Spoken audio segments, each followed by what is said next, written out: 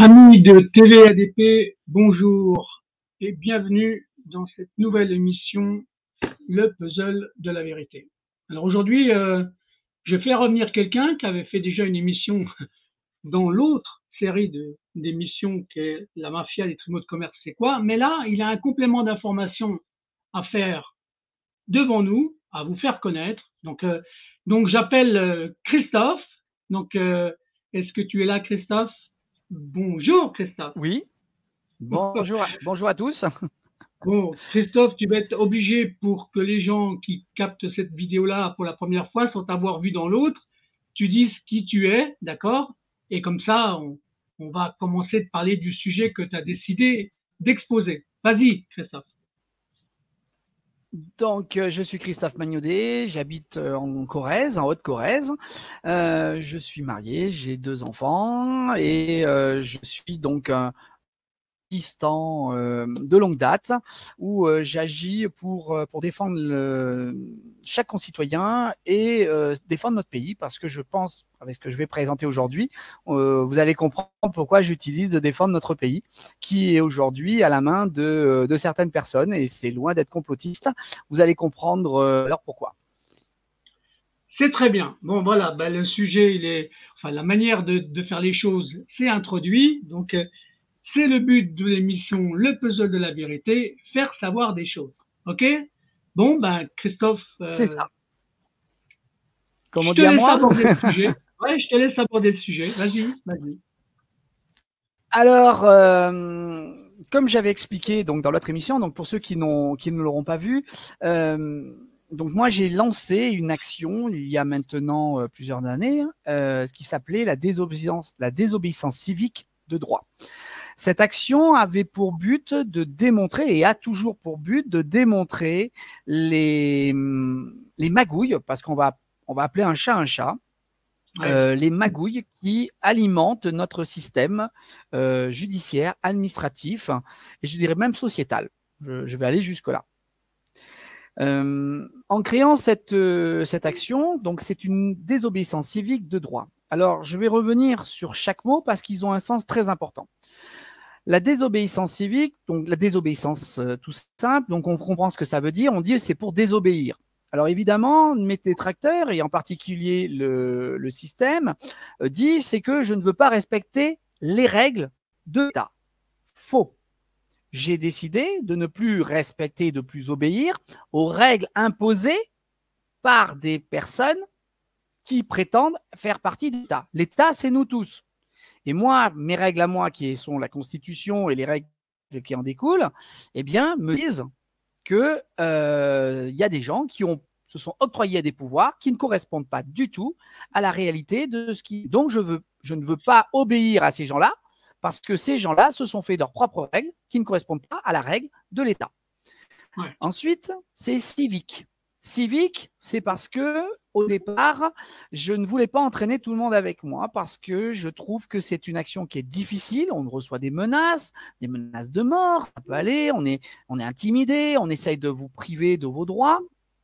On essaye de vous faire divorcer, on essaye de vous mettre des gens dans les pieds pour vous faire tomber, on vous vend des histoires de mœurs, etc., etc., pour vous empêcher. Donc, j'ai créé une action donc civique pour dire qu'elle est individuelle, c'est-à-dire que chaque personne pourrait la faire. Okay. Et ensuite, de droit. Et donc, c'est justement ça qui est très important, c'est que de droit, dans le sens où ce n'est pas qu'une simple volonté individuelle, c'est parce que c'est une obligation de tout citoyen, lorsqu'on constate qu'il y a des malversations, je vais utiliser ce mot volontairement, eh bien on doit réagir pour ne plus être complice de ce qui se passe. Donc maintenant, je vais expliquer, justement, maintenant que j'ai expliqué ces mots-là, que je me suis appuyé sur des textes précis. Je ne suis pas parti sur une simple réflexion de ma part. Je me suis levé le matin, hop, hop, tiens, je vais inventer ça. Non, non, je me suis basé sur des textes officiels. Et les textes officiels, c'est la Constitution. Donc la Constitution, elle a exactement 2 parties. Il y a une partie préambule qui comprend 3 textes. Donc il y a le petit truc qu'on appelle préambule, et puis il y a 3 textes qui sont associés au préambule, qui sont la Déclaration des droits de l'homme et du citoyen de 1789, la Constitution de 58 et 58 de 46 ou de 48. Attendez, je vais vous dire une bêtise, il faut que je reprenne pour être sûr, pour pas vous dire de bêtises, parce qu'à chaque fois je me trompe dans les années. Ouais. Donc de 46, voilà, la préambule de la Constitution du 27 octobre 46. Excusez-moi, j'avais un papier devant moi qui m'a induit en erreur. C'est pas grave, c'est pas grave. Et la charte de l'environnement de 2004. Donc ces 3 textes sont les textes fondamentaux de notre État France, de notre pays France. Il faut être très clair là-dessus. Ce sont les valeurs morales qui ont été définies. À partir de là, après, vous avez une autre partie qui est l'organisation de l'État. Donc, où on définit le président de la République, le Parlement, la justice, etc., les dom-tom, etc. Donc, tout ça, c'est que de l'organisation. Donc, on n'est pas du tout dans les faits moraux, on est dans une organisation. Mais moi, je prends vraiment le point de départ, c'est-à-dire la raison pour laquelle nous sommes français et qu'est-ce qui fait qu'au niveau même mondial, nous sommes reconnus comme étant un grand pays de l'humanité. Donc, on a la fameuse déclaration de 1789, qui est notre texte fondamental et qui a été repris quasiment dans tous les autres pays qui se disent occidentaux et qui prétendent être en démocratie. Je dis bien qui prétendent, et vous allez comprendre pourquoi. Donc, dans ce texte, il y a un certain nombre d'articles qui sont très simples, souvent très ambigus. On peut y prendre plusieurs éléments, mais à l'intérieur, il y a quand même des choses qui sont fondamentales et que l'on ne peut pas remettre en cause.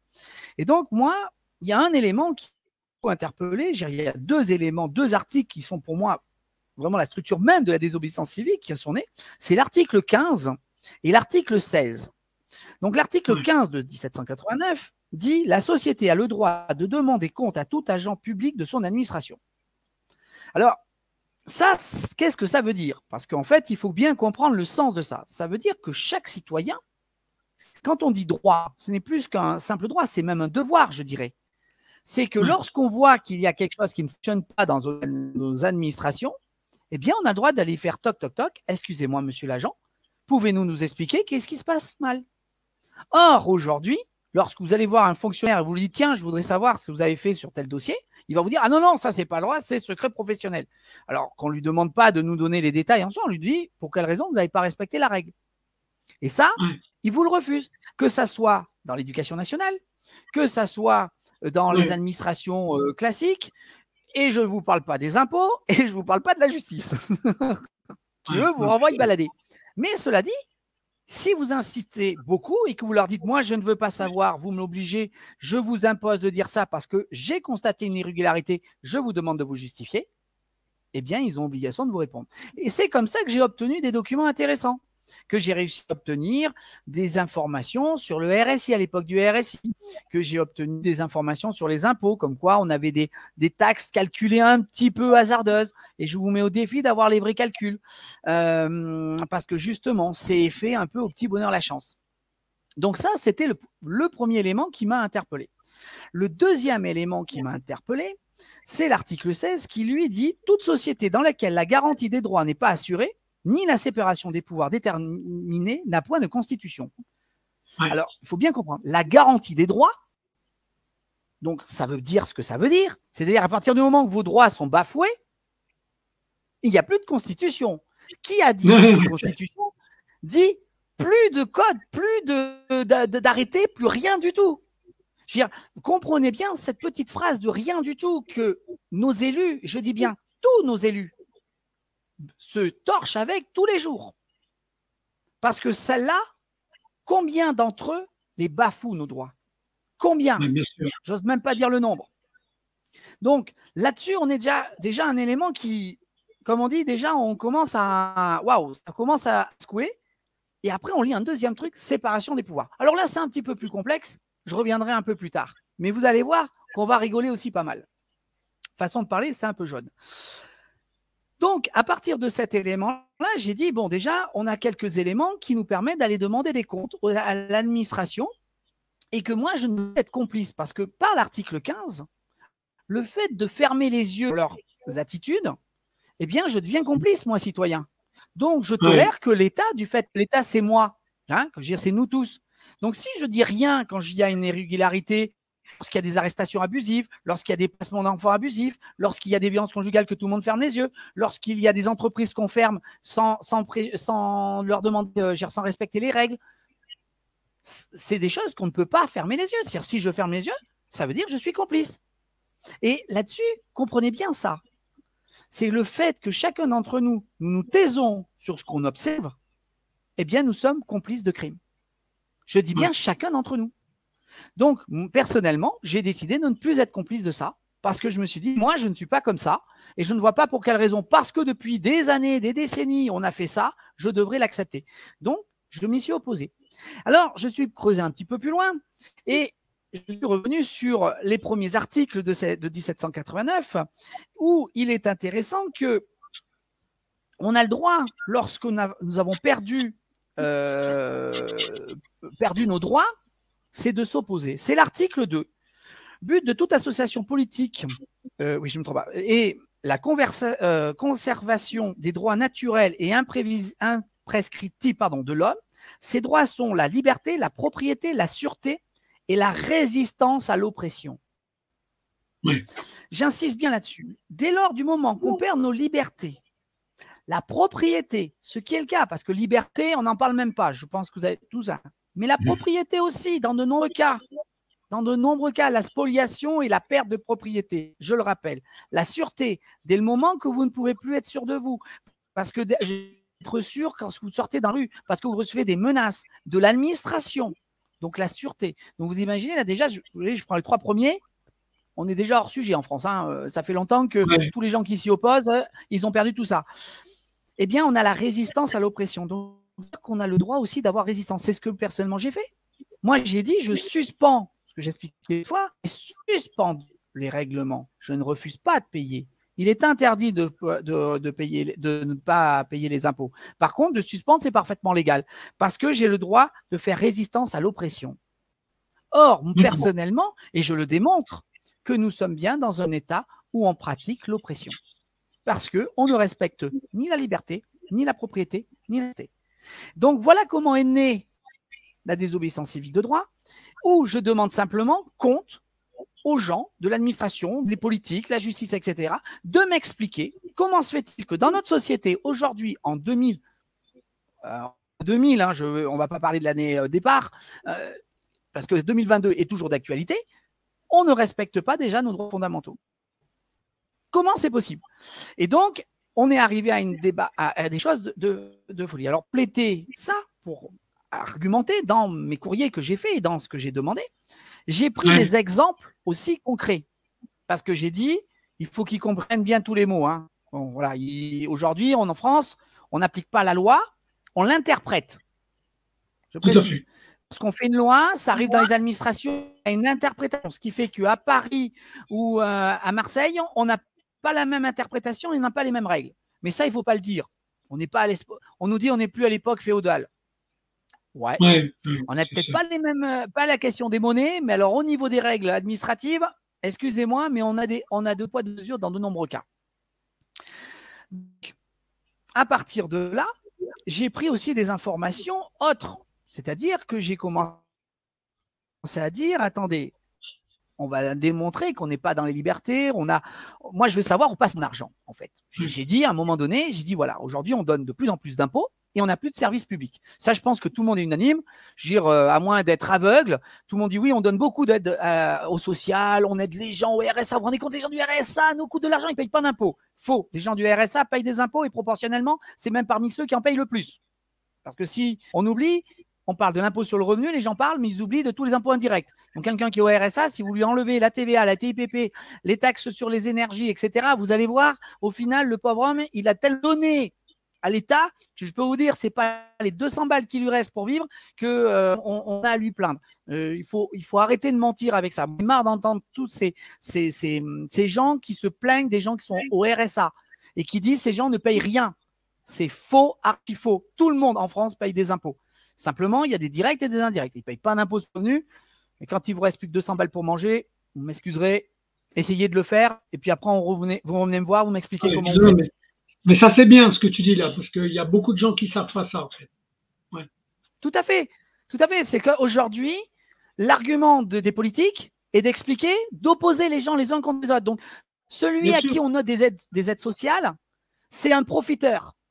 Non, mais arrêtez, on donne des miettes pour calmer le jeu, pour vous faire croire, et on vous monte les uns contre les autres, parce que celui qui paye le plus d'aides sociales, donc souvent les entreprises, parce qu'on est les vaches à lait de l'État, ou l'automobiliste, hein, avec les choses, là aussi, hein, on a deux bonnes vaches à lait, hein, et ça parce qu'on nous dit, attention, si tu ne respectes pas les règles, tu vas te retrouver aux aides sociales.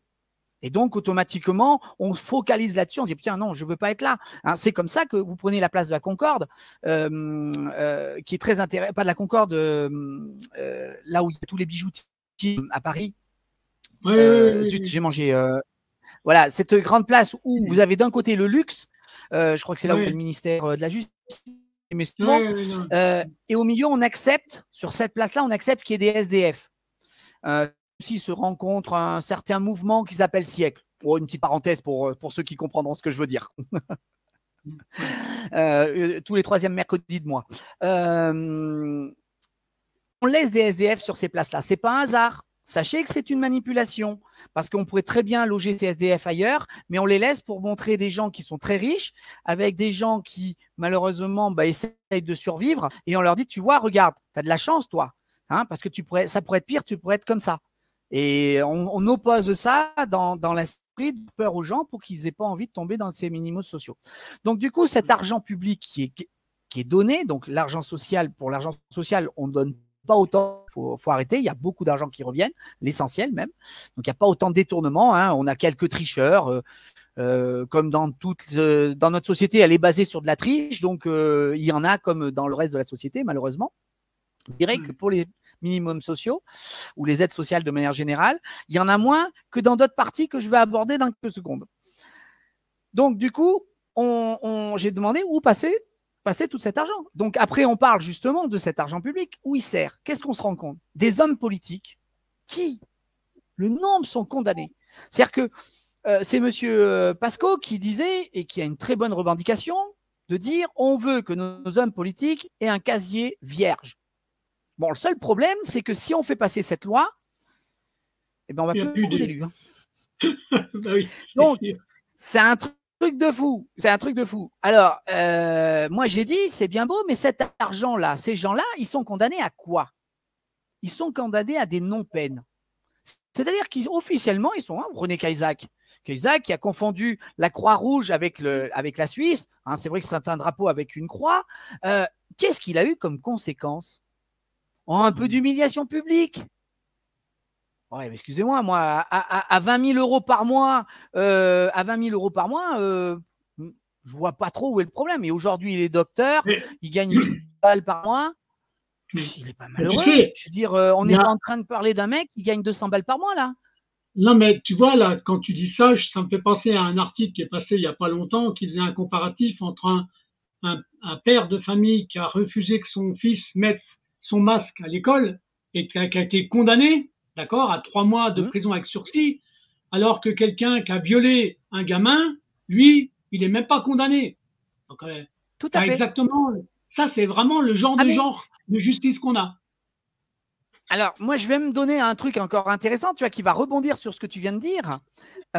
Il faut savoir que aujourd'hui, en France, vous faites insulte à magistrat. C'est-à-dire, vous dites juste à un juge, vous ne le traitez pas de con ou quoi que ce soit, vous dites juste qu'il n'est pas compétent et qu'il ne fait pas son travail. Ça, c'est injuste à magistrat. Vous êtes récidiviste, vous prenez 6 à 1 an de prison. De 6 mois à 1 an de prison. Ferme. On a des cas, j'ai exemple de René Fortenay, par exemple, qui en a fait les frais. Par contre, vous êtes violeur, multirécidiviste, vous avez moins de 12 mois de prison de condamnation. Trouvez l'erreur. Trouvez l'erreur. Ça, c'est des faits, vous pouvez les vérifier. Ce sont des faits réels où on a deux justices en fonction des intérêts de certains. Donc, on voit bien que si on n'obéit pas aux règles, on est plus puni que si on fait des crimes. C'est que des enfants. Hein. Voilà. Mais non, mais c'est ça. je plaisante, hein, je fais de l'humour noir là. pour rebondir, moi qui fais quand même, qui étudie beaucoup de procédures, ben, le mécanisme, qui est très simple, hein, quand toi tu déposes plainte pour défaut en écriture, par exemple, d'accord, que ça soit administratif, juridique et ainsi de suite, donc toi, tu es la victime, bien entendu, à ce niveau-là, d'accord, eh ben, automatiquement, Tout à tu fait. es condamné, c'est toi qui deviens le coupable, et ils utilisent le mécanisme de l'insulte, du chantage, de la menace ou de la diffamation. Et tu deviens automatiquement le coupable. Voilà. C'est ça. Et c'est tout le temps comme ça. T'es d'accord, hein? C'est ça. Ouais. On est 100% d'accord parce que c'est bien ça le vrai problème. En fait, on voit bien qu'on est contrôlé par une qui s'est octroyé vraiment un pouvoir et qui font les règles qui les arrangent. Et c'est pour cette raison que l'on n'a pas de gens qui appliquent la loi, mais des gens qui l'interprètent. Parce que si on applique la loi, comme on dit, si tu dois pas traverser la route en dehors des clous, si tu traverses en dehors des clous, il n'y a pas de discussion, il n'y a pas à dire oui, mais j'avais un pied cassé, machin, truc. Non, tu n'as pas travaillé sur les clous, c'est la loi, tu as une amende. Or, aujourd'hui, quand tu veux pas, tu traverses pas sur les clous, tu vas avoir l'avocat qui va venir dire mais non, vous avez pas compris, il est bigleux, il a pas compris, il a confondu le reflet des passages piétons était là dans les clous. Je fais une provocation, mais c'est ce qui se passe. Et aujourd'hui, c'est pour ça que les gens ne comprennent pas. Et encore ce matin, j'ai eu l'exemple avec quelqu'un qui a reçu le compte-rendu d'un jugement où elle a la preuve que l'argent qui a financé l'achat d'un véhicule qu'on lui demande de restituer vient de chez elle, mais on part du principe que c'est tant pis pour elle parce qu'en fait, comme il a transvasé par le compte de celui qui lui a volé, eh bien, on part du principe que finalement, ça appartient au voleur. C'est comme ça, parce qu'on est toujours dans l'interprétation, on n'est pas dans l'application. Or, les faits, parce que les faits sont clairs, vous avez un compte bancaire. Moi, comme je dis, un fait, c'est facile. Vous avez un compte bancaire, vous avez une somme d'argent qui part sur un autre compte bancaire B, comme on dit. Et ce compte bancaire B, on a la preuve qui sert à payer un véhicule. Tout est lié. On a les preuves, les papiers. Il n'y a pas à discuter. On voit bien que c'est la première personne qui s'est fait voler l'argent à ça. Donc, le véhicule, eh ben non, on supprime la première personne parce qu'on dit, ah ben non, nous, on n'interprète pas ça, c'est tant pis, hein, nous, on est râteau, on n'est pas brouette. Donc, nous, dans notre cas, celui qui a payé la facture, c'est ce compte. Donc, à partir de là, c'est à lui. Et ça, c'est ce qui se passe pour tous les gens aujourd'hui en justice. Et c'est terrible parce que les gens n'arrivent pas à comprendre pourquoi, avec des dossiers sûrs, meilleur avocat. Alors, s'ils payent bien leur avocat, ils ont plus de chances d'y arriver. Mais s'ils payent pas leur avocat, les pauvres, ils vont avoir du mal parce qu'entre l'avocat qui va pas faire les papiers, celui qui va faire l'interprétation qu'il veut, celui qui oubliera de se lever, celui qui oubliera de se présenter, celui qui enverra son cousin plutôt que ou sa cousine parce qu'il aura eu la flemme de venir. Je veux dire, fait qu'au final, l'agent ne connaisse absolument pas votre dossier. Ils arrivent, ils baratinent un truc mais sans connaître. Et derrière, évidemment, vous êtes sûr de perdre. Alors, si le juge est bien luné, vous pouvez gagner, mais vous allez jouer au loto, vous avez pratiquement autant de chances que quand vous allez en justice. Donc, la désobéissance civique, voilà, la désobéissance civique, elle est là pour dénoncer ça.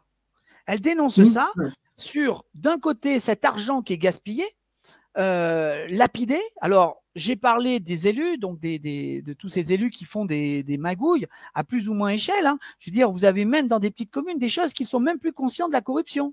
Je vais vous prendre un exemple très simple. Vous avez un maire qui devient maire et fait des travaux. Et il va faire des travaux comme par hasard devant chez lui. Le bâtiment qui lui, il a au départ, c'est un bâtiment commercial qui n'a pas de trottoir, qui est limité. Donc, du coup, en termes de valeur, il n'a pas beaucoup de valeur parce qu'il n'est pas très exploitable. On a juste une boutique. Pour entrer, c'est dangereux. Vous êtes sur la route. Là. Et comme par hasard, lui, il fait un grand trottoir, ce qui lui permet de pouvoir mettre une table, de mettre maintenant un présentoir et tout ça. Alors, sur un point de vue de sécurité, ça ne me gêne pas en soi, c'est pas. Mais qu'on le veuille ou non, ça s'appelle de la corruption. Parce que il s'est octroyé, lui, en tant que maire, il s'est avantagé. Et donc, ça ne peut pas. Alors, s'il voulait le faire, si on était dans une vraie démocratie, il pourrait le faire. Il dit là, mais il devrait le présenter à la population en disant voilà, j'ai ce bâtiment, aujourd'hui, j'ai ça, ça, ça. Est-ce que vous êtes d'accord? Demandez au peuple. Est-ce que vous êtes d'accord que je fasse ces travaux pour ces conditions-là? En expliquant tous les tenants et aboutissants. Et à ce moment-là, la population pourrait dire oui ou non, dirait oui, c'est juste ou c'est pas juste. Mais aujourd'hui, ils font pas ça, ils disent nous, on se l'approprie, puis terminé. Donc là, ça devient de la corruption. Ouais, mais ça, ça existe dans plein de communes, hein, ce genre de choses. Mais complètement. Mais c'est de la corruption. Le problème, c'est qu'aujourd'hui, on ne sait plus ce que veut dire la corruption. Ouais. Le fait, tu vois, par exemple, les chantiers, tout ça, on fait venir son copain. Alors, c'est normal de faire travailler plutôt quelqu'un qu'on connaît que quelqu'un qu'on ne connaît pas. Ça ne me gêne pas. Comme d'aller se faire payer un colleton pour essayer d'avoir un marché et tout. Allez, c'est pas grave. Mais ça, on va dire, c'est pas sur cet aspect-là que la corruption est grave. Ce qu'elle devient grave, c'est à partir du moment où où l'entrepreneur, lui, commence à proposer quelques petits avantages qui vont être un petit voyage, une soirée, de dire, bah, tiens, je vais te refaire ta cour, on va arranger telle ou telle chose. C'est là où ça devient vraiment de la corruption. C'est au moment où, si c'était présenté à tout le monde, ça soit dit, en disant, voilà, on va avoir ce chantier, puis en échange, ben, je vais avoir ce petit avantage. Ça ne gênerait pas, on le saurait. Mais il n'y a pas cette transparence. Bah, évidemment, parce que ça serait massacré. Mais parce que ça ne gênerait pas qu'on dise. Mais en fait, mais c'est surtout derrière ce qui se passe de plus grave, c'est que derrière, on gonfle les prix. Parce qu'aujourd'hui, les entreprises qui font des travaux publics, on sait très bien si vous le faites, vous, en tant que particulier, et eux, en tant que pourvoir public, il y a entre 20 et 30% de différence. Celui qui dit que c'est pas vrai, il nous prend la pro de 6 semaines. Alors, soit ils vont vous expliquer que c'est pas le même goudron, c'est pas le même machin, le même truc, tout. C'est faux. C'est comme ça parce que pourquoi les entreprises prennent plus cher? C'est parce que c'est devenu une complicité, et aussi parce qu'ils vont vous justifier en disant ouais, mais ils nous payent à la cinglinglin. Ce qui était vrai à une époque. Ouais. Aujourd'hui, c'est beaucoup moins vrai, sauf pour les petites entreprises. Mais grâce à ça, on détourne de l'argent public parce que ça permet de faire plus de chantiers et on augmente. Donc, on va arroser un petit peu l'élu pour le faire, ou on va le mettre dans le conseil d'administration aussi. Vous savez, vous avez Veolia qui est spécialiste pour ça. Veolia, sa spécialité, c'est de prendre des élus dans ses conseils d'administration. Comme ça lui permet de démontrer, quand ils ont besoin de lancer un projet, d'avoir avec eux les bonnes personnes. Parce que du coup, je vais présenter ça, oui, je vais le présenter au conseil municipal ou au conseil régional, départemental. Donc, ils ont déjà des points d'entrée et ça leur permet de créer les plus grosses escroqueries qu'il y ait, parce que, à mon avis, c'est parmi les entreprises les plus terribles. Il faut savoir qu'elle est poursuivie pour crimes contre l'humanité, Veolia, société qu'on n'a pas le droit de parler en France, parce qu'il y a plein d'élus qui touchent dans les conseils d'administration quelques billets pour y aller. Et quand je dis quelques billets, ce n'est pas des billets de 5 €. Donc, non, mais tu vois, ce que tu dis, ça rejoint un peu l'article qui est passé dans le journal de Grenoble, je ne sais pas quoi, là, concernant les mandataires qui payaient des vacances à des juges. Oui. C'est le même mécanisme, en fait. C'est exactement le même mécanisme. Tout à fait. Moi, je rajoute même que les mandataires judiciaires qui liquident des entreprises, qui volent les maisons, les biens immobiliers, ils revendent essentiellement à des juges, à des procureurs ou à des présidents de cour. Hein. Marchand bien. Comment veux-tu qu'il y ait la justice? Tout à fait. Comment veux-tu qu'il y ait la justice? Ouais. Évidemment, ça devrait être des fonctionnaires, ça devrait être des gens qui devraient être complètement encadrés et dépendre de l'État. Ça devrait être des gens qui sont là pour faire fonctionner l'État, pas des gens qui se servent de l'État pour s'enrichir.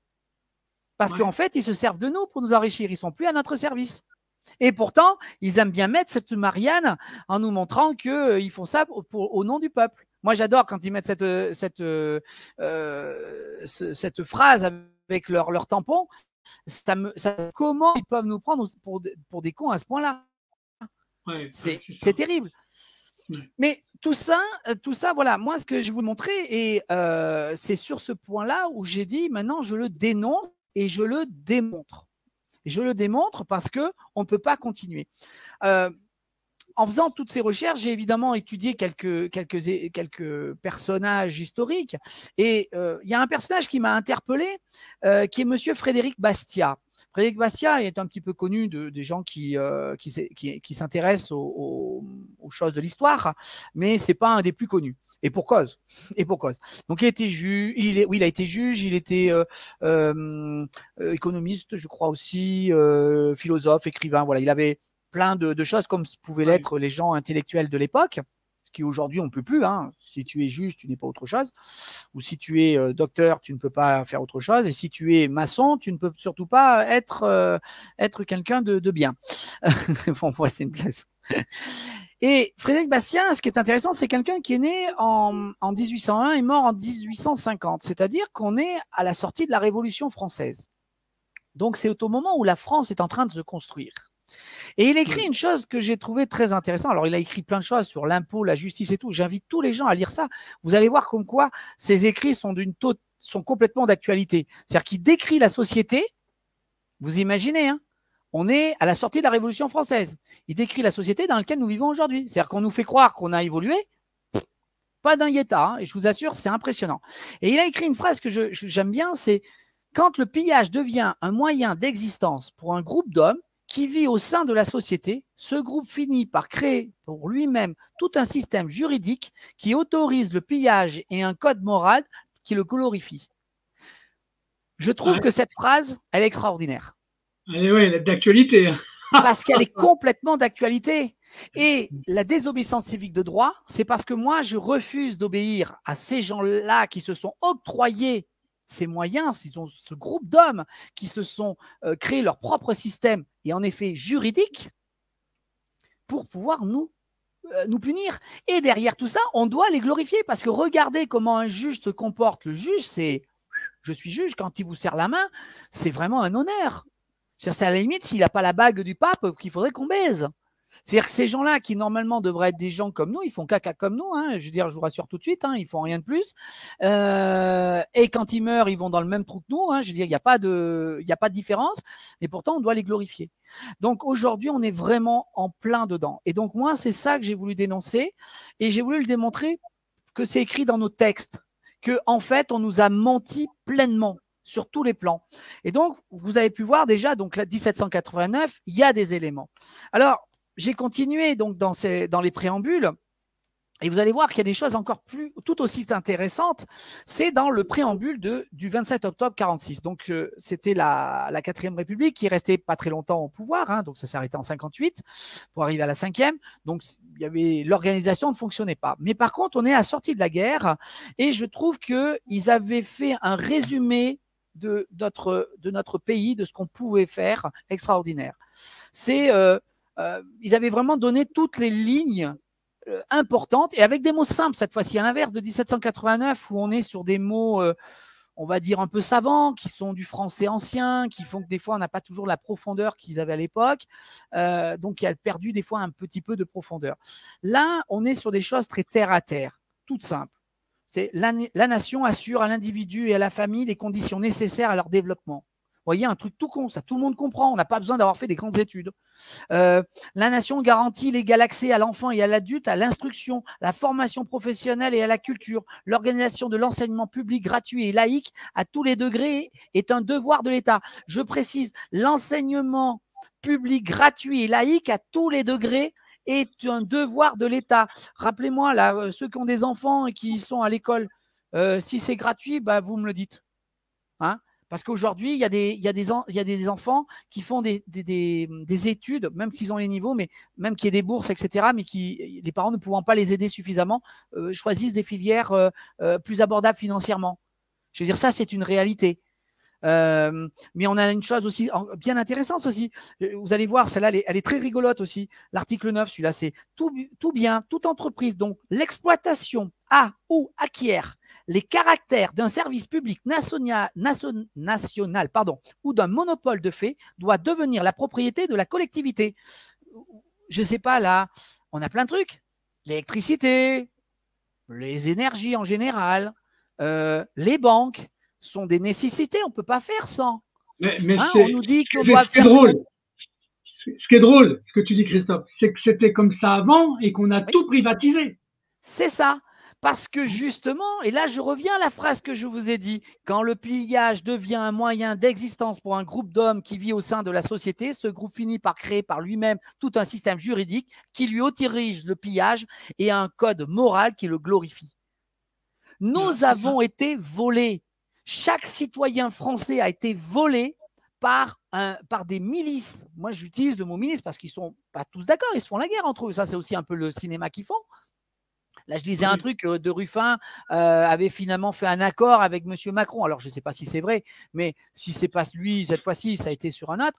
Nous savons pertinemment que nos hommes politiques font les guignols devant nous et ils mangent ensemble et se mettent d'accord sur ce qu'ils doivent faire.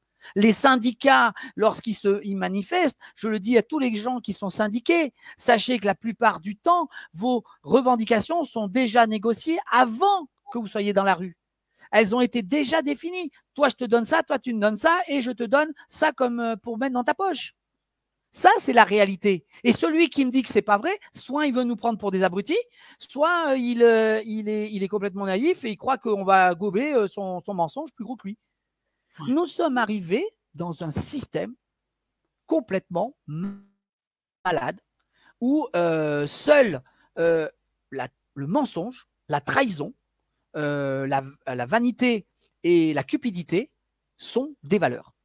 L'humanisme, le respect, tout ça est disparu. Or, dans nos documents de base, ça fait partie de nos valeurs. Et c'est pour ça qu'on a encore tous ces étrangers qui veulent venir en France pour ces valeurs. Moi, j'ai de gens qui viennent de l'étranger qui ne comprennent pas la France et qui se sont fait une image de la France et quand ils se retrouvent là, ils se disent mais c'est pas possible. Comment vous avez pu descendre si bas? Ça, c'est une réalité. Alors, il faut l'entendre. Il faut l'entendre. Et alors, évidemment, pour être sûr que ces gens-là, on leur parle pas trop, on nous explique que c'est le vilain étranger qui vient voler le pain du français. Hein? Je vous rappelle que ça, c'est une technique qui existe depuis plusieurs générations pour nous opposer. Toujours ce concept d'opposition. Parce que si on est opposé, on ne se parle plus. Donc, chacun reste sur ses positions et c'est fini. Donc, ils font ce qu'ils veulent. Pendant ce temps-là, eux, ils s'en lavent les mains. Pendant qu'on se tape dessus, ils continuent. Donc là, vous voyez, j'ai pris ça. On a encore des éléments, et je pourrais en parler pendant des heures, je pourrais vous reprendre tous les textes, c'est extraordinaire.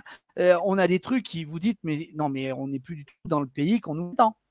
Donc, la désobéissance civique, elle demandait tout ça, et elle demande toujours tout ça en disant aux gens, voilà, ça va pas. Alors, je vais maintenant revenir sur un autre point qui finit de tuer définitivement les services qui existent aujourd'hui, d'État, les codes. Je veux dire, ce soir, concrètement, si on était assez nombreux, on pourrait tous se servir des codes comme papier toilette. Alors, ça fait un peu mal au cul. Je comprends qu'on apprécie à le faire, mais cela dit, c'est une réalité. Parce que, comme je vous ai dit tout à l'heure, j'ai parlé de la séparation des pouvoirs. Alors, qu'est-ce que c'est la séparation des pouvoirs ? C'est un certain Aristote qui a défini ça il y a quelques années en arrière, puis un certain Locke anglais qui l'a défini, où ils ont, les Anglais, une constitution qui est assez proche de la nôtre. Il avait écrit un petit peu avant nous même, et puis qui nous l'ont pas resté, et un certain Montesquieu pour nous en France. En fait, ces trois hommes ont défini la démocratie d'une façon très simple. Ils ont dit il y a démocratie à partir du moment qu'il y a séparation des pouvoirs. C'est point. Il n'y a pas à discuter d'autrement. C'est pas la République. C'est pas le fait d'avoir la liberté d'expression. C'est pas le fait de pouvoir c'est la séparation des pouvoirs. Et uniquement ça. Donc là, ça devient très facile à quantifier. Vous voyez, dès qu'on commence à rendre les éléments simples, vous pouvez les quantifier facilement sur le terrain. Et donc, vous ne pouvez plus noyer les gens dans tout un discours abracadabantesque. Et évidemment, vous pensez bien que quand vous voulez manipuler les gens, vous allez justement faire croire plein d'autres choses. Et on va vous vendre République égale démocratie. Ouais, mais il y a la République du Congo, par exemple, il n'y a pas si longtemps que ça, se disait bien République. La République de Chine se dit bien République. Et tout le monde est à peu près d'accord pour dire qu'on en est un peu loin. Parce que là, on est carrément avec des systèmes totalitaires. Parce qu'en fait, le problème qui se passe, c'est que dans la notion de dictature, donc dictature, c'est qu'il y a une personne ou un groupe qui contrôle tout. Une personne, un groupe. Faire de ça, il y a plusieurs formes de dictature. Vous pouvez avoir des dictatures plus dures, qui vont s'orienter vers le fascisme, le totalitarisme, etc. Ou des dictatures plus cool, qui monarchiques dans certains cas, ou comme nous vivons en France, serpentaires, où on manipule un petit peu tout le monde en leur faisant croire qu'ils ont un droit, que leur voix est importante au travers des urnes, parce qu'on associe le vote à la démocratie. Ah, ben Poutine, il a bien été élu. Bon, il est opposant, mais il a été élu. Donc, chez nous, excusez-moi, mais ça ne représente rien. Doublement qu'aujourd'hui, si vous voulez monter un parti politique, si vous voulez être représentatif dans la société, vous avez tellement de règles à respecter, les règles financières, mais vous avez aussi les règles de vue, qui vont plus ou moins peu. Vous avez la règle derrière du nombre de parrainages pour certaines élections. Donc, ça fait que tout ça, toutes ces règles additionnées, fait qu'en fait, vous avez une restriction capable de créer une opposition. Mais on vous explique qu'on a... Donc, le seul moyen vraiment de pouvoir le démontrer, et là, c'est indiscutable, c'est séparation des pouvoirs. Et c'est rigolo, parce que cet élément-là, il est repris dans quel texte? 1789, la Cour européenne, les droits de l'homme internationaux. C'est-à-dire que tous les textes fondamentaux de l'humanisme, je parle bien de l'humanisme, reprennent systématiquement cette définition. Donc, s'ils reprennent cette définition, c'est bien qu'on est tous d'accord, et c'est universel. Donc, universel, comme on dit, c'est ce que ça veut dire, universel. Et donc, on est tous d'accord là-dessus. Comment se fait-il que dans notre pays, ça ne fonctionne pas? Et alors, j'ai étudié un peu plus profondément. J'ai dit comment fonctionnent réellement les pouvoirs. Alors, en France, on en définit 3. Alors, c'est la norme depuis un certain temps, et je pense que ça a été réfléchi comme tel. C'est-à-dire que la définition des pouvoirs, on a l'exécutif, celui qui promulgue les lois, on a le législatif, celui qui les fait, et on a le judiciaire. Cependant, pour moi, on a oublié un élément très important qui est l'information. Donc, pour moi, on va ajouter le pouvoir de l'information. Mais vous allez comprendre que celui-ci aussi, aujourd'hui, en fait, il est parfaitement sous contrôle par les mêmes personnes qui contrôlent les autres. Donc, je me suis amusé à lire donc l'organisation, donc deuxième partie de la Constitution. Qu'est-ce que fait le président de la République? Qu'est-ce que fait le gouvernement? Comment il est lié? L'Assemblée nationale et la justice. Et puis, après, j'ai rajouté pour moi un petit coin les médias. Qui les finançait? Parce qu'en fait, à chaque fois, c'est toujours une question de pépette. Aujourd'hui, tout tourne autour de cet argent roi. Notre société tourne ça, qui devrait être normalement une monnaie qui devrait appartenir au peuple. Je rappelle qu'une monnaie est un outil d'échange et non un outil de possession.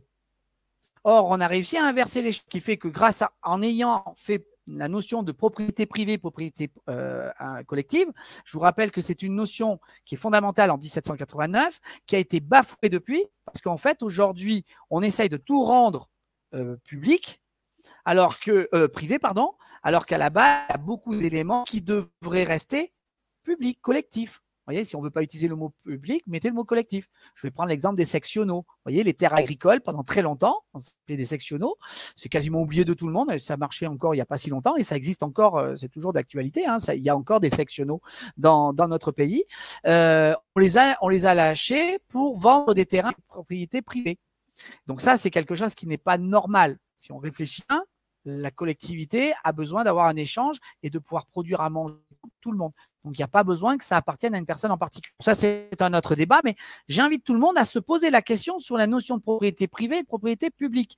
La notion de propriété privée, c'est avoir un bien chez soi pour pouvoir être protégé, c'est une chose, et que ça soit une propriété privée, oui, parce qu'il y a l'intimité. Maintenant, posséder 50 maisons pour pouvoir faire de l'argent, je pense que là, il y a peut-être une autre doublement que si c'est encore pour les posséder et mettre des gens gracieusement à l'intérieur et tout, pourquoi pas, ou avoir des loyers. Mais si c'est pour faire de la spéculation, là, c'est plus la même chose. Or, aujourd'hui, on crée de la spéculation, ce qui fait que les gens ont des loyers de plus en plus chers, qui fait qu'aujourd'hui, de plus en plus de gens n'ont même plus accès simplement à avoir un logement pour se loger. Il ne faut pas oublier que nous avons quand même pas loin de 2 millions de gens qui ont des difficultés de logement en France. C'est des chiffres rappelé comme ça, là, un petit chiffre comme ça, là, qui fait un peu peur, hein, avec des logements insalubres, des logements pas du tout adaptés. Pourquoi? Parce qu'on fait de la spéculation. Donc ça, c'est dit. Donc, j'ai lu les textes. Donc, j'ai lu la Constitution au départ. Et puis, dans cette Constitution, donc la Constitution, elle définit la justice, mais de façon très, très vague. Il n'y a pas grand-chose de comment elle est organisée, parce que la justice, c'est un truc énorme. Le président de la République, c'est à peu près bien défini, et l'Assemblée nationale aussi. Alors, je vais commencer par national. Pourquoi? Parce que c'est celui qui est le plus simple. En fait, donc, il a le pouvoir législatif, donc c'est lui qui fait les lois. Donc, il y a deux assemblées, Assemblée nationale, Sénat. Et donc, c'est elle qui fait, propose et vote. Donc là, souci. Les propositions, ils peuvent le faire en direct, mais ils peuvent aussi, c'est le gouvernement qui vient faire des propositions. Alors le gouvernement, le Parlement, le législatif a des propositions qui arrivent du gouvernement. Le gouvernement, c'est qui? Le gouvernement, en fait, c'est des gens qui sont nommés par le président de la République et qui font des liens avec le président de la République. Donc, pouvoir, le exécutif, a un gouvernement qui vient faire des propositions de loi pour que l'Assemblée les vote. Bon, on se dit, allez, ça ne serait pas trop grave. Mais il y a un truc qui est fou, là. Et ils ont un 49.3 qui permet au gouvernement de sauter le pouvoir législatif et directement d'imposer une loi. Et là, c'est du direct. Du direct. Comme ça ne suffisait pas, le gouvernement a le droit de nommer des gens au Conseil d'État. C'est-à-dire que le Conseil d'État, lui, c'est pareil. C'est lui qui fait des jurisprudences, donc une loi. C'est comme ça que c'est défini. Donc, c'est-à-dire que le gouvernement, pouvoir lié à l'exécutif, c'est à la base, le gouvernement devrait être le pouvoir exécutif, se retrouve au pouvoir législatif. Là, il y a un truc qui me gêne, là. Et le lien, quand on voit le petit schéma, je ne sais pas si je vais pouvoir vous le montrer à l'écran, parce que je me suis amusé à faire un petit schéma simple de ce côté. Vous voyez, là, c'est par là. On voit bien toutes les flèches qui vont ensemble. Comment se fait-il qu'il y ait des liens entre eux? C'est pas normal. On devrait avoir ces liens. Ça devrait être séparé. La séparation des pouvoirs, c'est-à-dire qu'il n'y a aucun lien. Bon, on va laisser passer le pouvoir législatif. On va venir sur le président de la République parce que on voit qu'il est lié. Alors lui, le président de la République, on se rend compte donc qu'il nomme le Premier ministre qui, avec le Premier ministre, décide du gouvernement. Donc là, on est tous copains. Mais il ne fait pas que ça. Il nomme aussi, alors certes, avec l'accord, avec les propositions des différents services, tous les responsables des administrations. Que ce soit l'URSSAF, que ce soit la Sécu, que ce soit la Banque de France, etc. C'est lui qui nomme on va dire tous les grands chefs. C'est le pouvoir exécutif. C'est lui qui va nommer les gens qui vont exécuter des choses derrière. Donc, ils se connaissent, ils sont copains, on ne va pas se mentir, être leurs copains. C'est normal, c'est de bonne guerre. On va mettre plutôt quelqu'un qu'on connaît que quelqu'un qu'on ne connaît pas, ou on va mettre plutôt quelqu'un qui nous est favorable que quelqu'un qui nous est défavorable. C'est humain, ça, on ne peut pas lui en reprocher. C'est bien mais notre Constitution, elle montre bien que le pouvoir exécutif, déjà, il se permet de faire ça ne devrait pas être eux. Comment se fait-il que les responsables administratifs dépendent du président de la République? Ça, c'est fou. Alors, on va vous expliquer, mais non, ces propositions, stop. Il dépend du président de la République. Qu'on le veuille ou non, le mec, il ne va pas aller contre le président de la République en sachant qu'il peut le virer. Réfléchissez, quand on a un lien de subordonné, automatiquement, on va aller dans le sens de son chef. C'est valable pour un employé comme dans ce cas de figure, exactement pareil. Donc déjà, on voit qu'il y a encore un autre truc qui n'est pas quand même très, très normal. Mais le président de la République, il ne fait pas que ça. Il nomme un ministre de la Justice. Tiens, pourquoi on a besoin d'un ministre de la Justice? Et pourquoi c'est lui qui le nomme? La justice, c'est indépendant. Comment se fait-il qu'il y a un ministre qui va avec le président de la République? Puis comme il ne dit pas, il va aussi nommer le parquet. Tous les ministères, le ministère public, vous savez, là, vous avez les procureurs en particulier. Et comment ça, le procureur dépend du président de la République? C'est-à-dire que les procureurs sont en lien direct avec le président de la République. C'est quoi cette histoire-là? C'est pas moi qui l'invente, hein. C'est les textes de décembre 58, vous pouvez vérifier. Qu'est-ce que c'est cette histoire encore à dormir debout? Et en plus de ça, le ministre de la Justice, et le parquet, comme on dit, il doit rendre compte au ministre. Donc ça veut dire que quasiment tous les juges, directs ou indirects, sont sous les ordres du ministre de la Justice. Et elle est où l'indépendance de la justice là? C'est quoi cette histoire? Le pouvoir exécutif, en lien direct avec le ministre de la Justice, qui lui est le chef de pratiquement tous les gens de la justice. Je vous parle même pas du Conseil supérieur de la magistrature, ou pareil, c'est le président de la République le préside. Je veux dire, vous avez des trucs quand vous lisez, mais vous dites c'est pas possible. On fait les sanctions. Qui c'est qui fait les sanctions? Ah ben oui, mais ça vient du président de la République. C'est-à-dire que le président de la République, il suffit qu'il dise au Conseil supérieur de la magistrature, et c'est eux qui vont faire sanctionner les juges administratifs. Donc un juge, s'il n'est pas d'accord, à un moment donné, on va le faire entrer dans le rang. Parce que de toute façon, donc le pouvoir exécutif a des liens directs avec la justice, encore une fois. Oui, mais c'est et ça,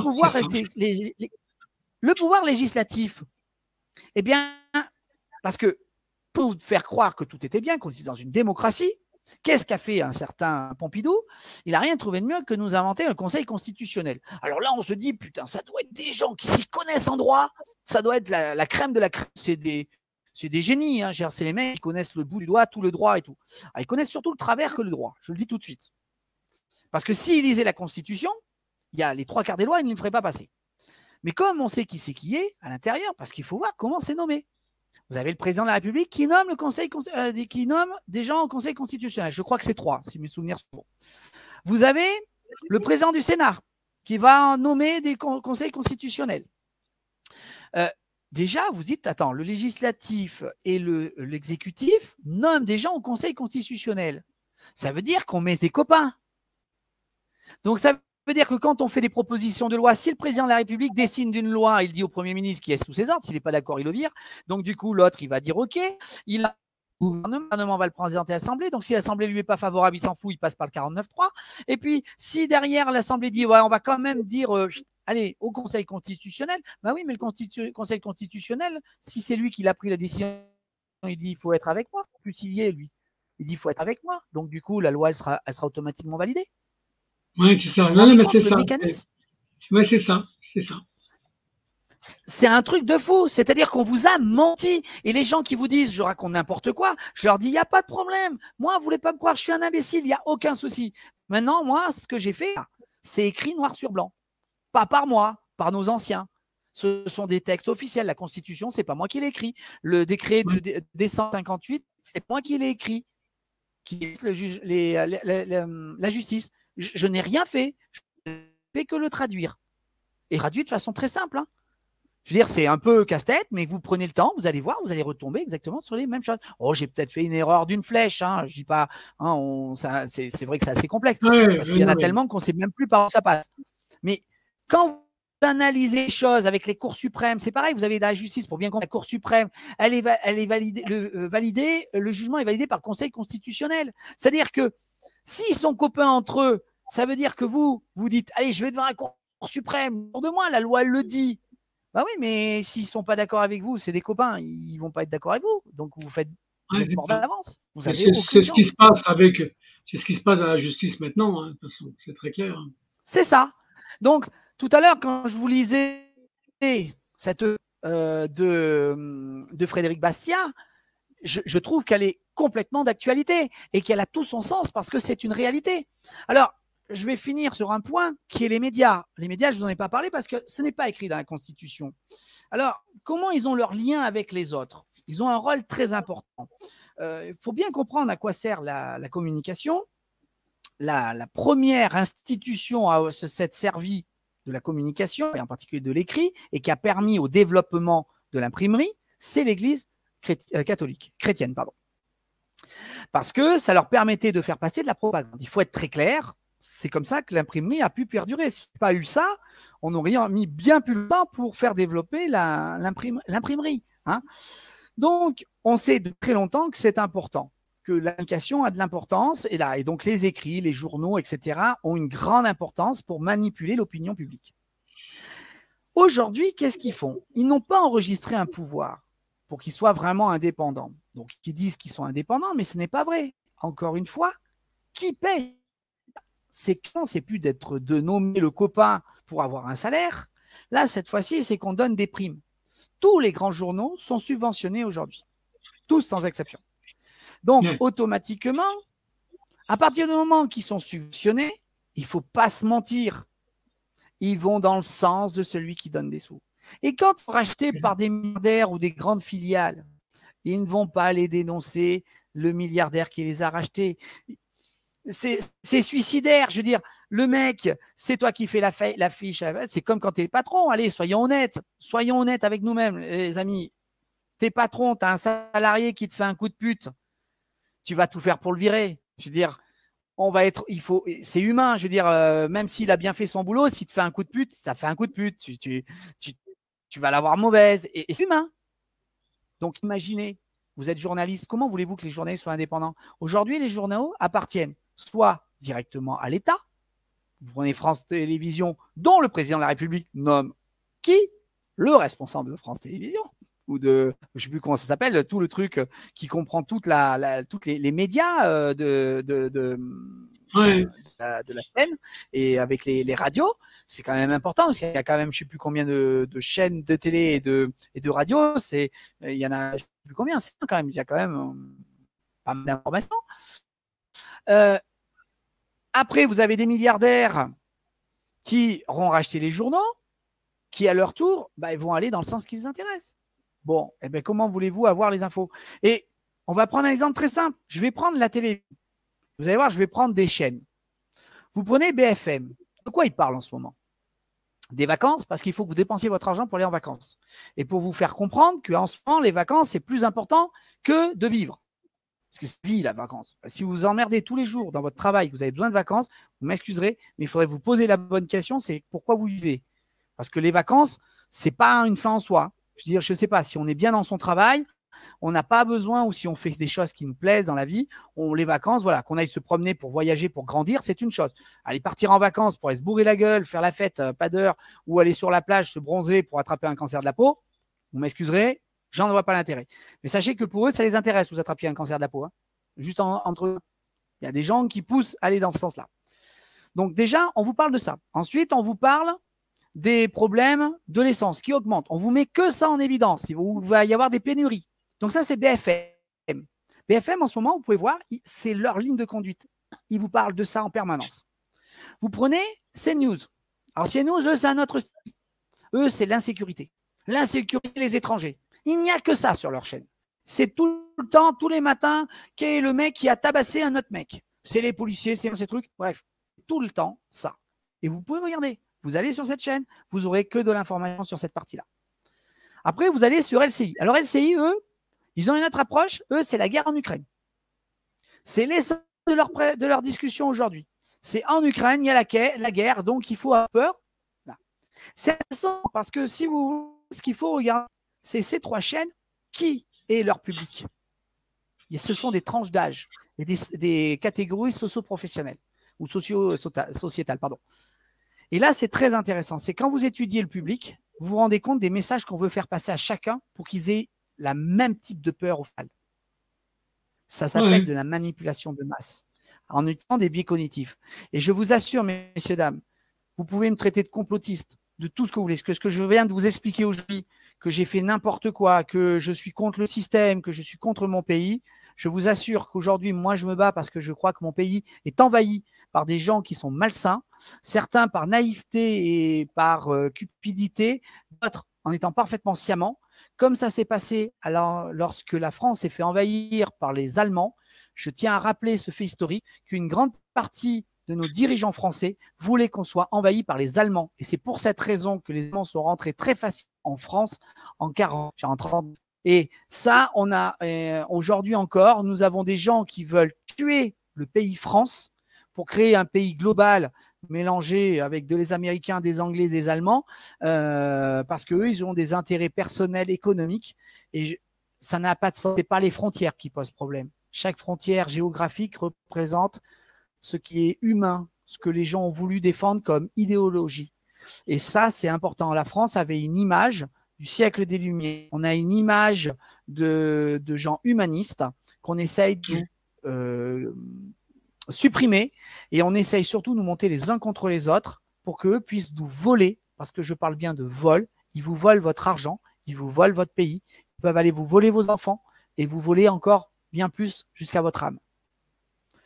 Bon, voilà un petit peu l'idée. général de Ouais. ce que je voulais rajouter, Ouais, ben, montrer à quel point nous sommes dans une société très malsaine et qu'aujourd'hui, il faut apprendre à construire, à d'accord. cesser Bon. de croire en nos politiques, Mhm. de croire en chacun d'entre nous, qu'il y a beaucoup de groupes en France qui ont des belles initiatives. Et Ouais. personnellement, je dis qu'on arrête de partir dans le sens. Et j'ai un ami, Hugues, qui m'a fait passer une vidéo faite que j'ai trouvée très intéressante, où il nous explique un peu dans la situation où nous sommes en France. En fait, aujourd'hui, nous avons plein d'instruments de musique, de joueurs de musique. Il y en a tout plein. Et chacun est avec sa partition, sans voir la partition de son voisin. Et il serait bien qu'aujourd'hui, qu'on ait chacun, qu'on ait toutes les partitions pour qu'on puisse les coordonner, pour leur montrer qu'en fait, nous sommes une vraie force, que le peuple, Ouais. c'est nous, que c'est nous qui voulons quelque chose d'équitable, d'humain, où le respect a son sens et où la vie reprendrait vraiment ses droits et qu'on donnerait un véritable avenir à nos enfants, en particulier avec une éducation qui correspondrait à quelque chose d'honorable et non d'être basé sur des mensonges et l'hypocrisie. Voilà. Bon. En tout cas, Ça sera le mot de la fin. Je te remercie pour ce rendez-vous-là parce que c'était important. Tu as fait une synthèse qui, moi, m'intéresse.